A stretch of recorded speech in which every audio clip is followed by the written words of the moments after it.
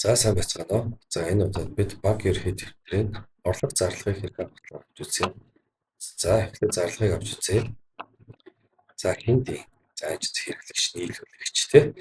За ажил хэрэглэгч рүүгээ ороод за эцсийн хэрэглэгчид хаан банкны таснаас за ажилчдаа хангамжийн зардлаар батал авч өгсөн. За 10 бас батал ажилчдаа авсан гэж үзье. За ингээд уг зарлагыг бүртгэх. За ингээд 5 дугаартай төлбөрийг үзлээ. За энэ төлбөртэй холбоотой журналын бичлэгтэй үзье. За дебет нь 2,500. За харилцаа банкнаас кредит нь 1,500.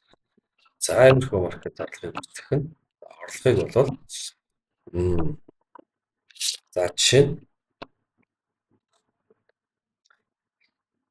за хэрэглэгч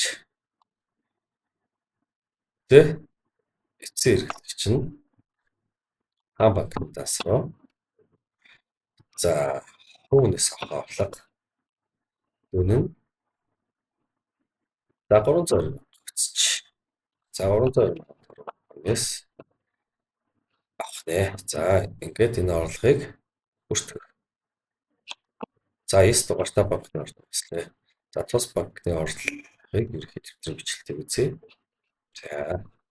За ингээ иймэрхүү маркаар орлого зарлагыг нэ. За банкны дас хоорондын шилжүүлэх юм бол за аль даас руу. За жишээ нь хаан банкны даснаас за энэ чинь за касс руу гая.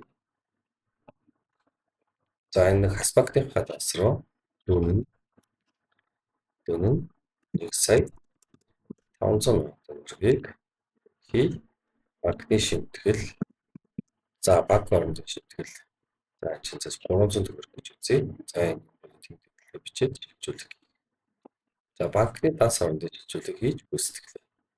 За энэтэй холбоотой журналын бичлэгтийг бол ингээд үзчихүүлж байна. За иймэрхүү маркаар орлого, зарлага банкны дас хоорондын шилжүүлэг хийх нэ. За анхаарлаа хандуулсанд баярлалаа.